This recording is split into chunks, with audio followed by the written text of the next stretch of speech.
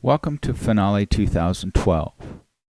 When you first launch Finale, the launch window appears, and in the launch window you have several options. You can create new music using a setup wizard, which we will cover in just a second. You can create a default document. You can use one of the many templates available that Finale people have already set for you. You can open up existing music, a file that you've been working on, or open up recent files, and those would be listed here. You can open up and import a music XML document, if you would. That's becoming the quick standard for all music programs to share files back and forth between. You can customize your Finale, which we'll get into later as well, with program options. Finale comes with a scanning program, a light version of SmartScore Lite, which allows you to scan in music that contains just the music, no lyrics. You can upgrade to another program at a later date if you wish. And for you music educators, they have an exercise wizard where you can set up different exercises for your bands and things like that. Over on the right side, you have the quick start videos. Wonderful videos to help you get started very quickly. The user's manual is here, many hundreds of pages, but if you're searching for anything, you can find it here. It's also up here under Help, so if you go up to Help menu, you can get right to the manual within the Finale program as well once you've started. There's a tutorial guide with different tutorials to help you get going. And for those of you that are using Smart Music, you can create Smart Music files here in Finale and move those over into Smart Music to use. In the Setup Wizard, if you click on Setup Wizard, you are able to choose different ensembles that you'd like to work with, like a brass quintet, jazz bands, so forth. You can also choose a document style, like handwritten style or engraved style, and different styles for band or for orchestra, choir, all those. If you're unsure, just click on Next, and now you can pick your own instruments here. The idea here is to select an instrument here, click on Piano here, or whatever instrument you're using, and then click on Add. If you want to add other instruments, you can click on Voices or whatever instrument and click on a voice and add this. Now, if you don't like the right order that here on the right side, you can choose the top one and then move it down and change the order of the appearance on the score this way with it. If you need to remove something, you just select it and click Remove.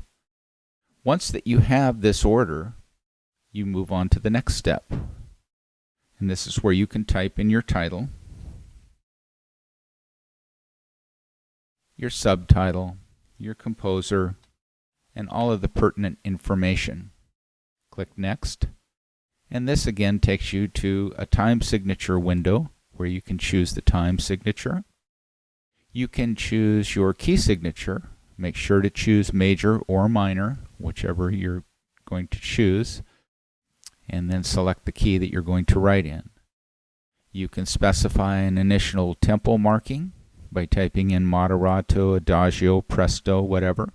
Or you can choose tempo, quarter note equals 120.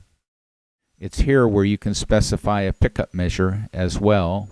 And then finally, the total amount of measures that you are going to write for.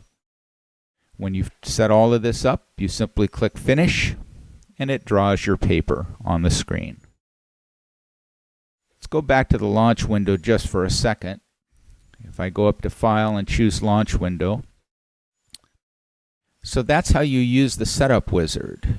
If you just want a simple treble clef staff, just click on Default Document, and then it creates just a simple piece of music for you to get started with. You'll notice in Finale that you have several things. Over on the left, because Finale is a tool-based program, you have all of your tools listed here. In the next video, we will go through all of these tools and what they do. Up on top, you have the simple entry palette, and it does exactly what one would think. You simply select the tool, the quarter note, and then you just simply click it into the piece. Eraser tool, so forth, things like this. You also have your playback controls here.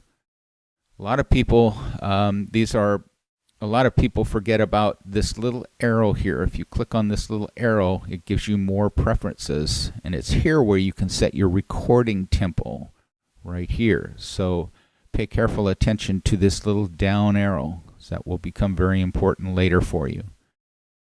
The other controls are pretty basic. To the beginning, rewind, stop, play, record, and if I move this over a little bit, you can see that I have fast forward and to the end of the piece.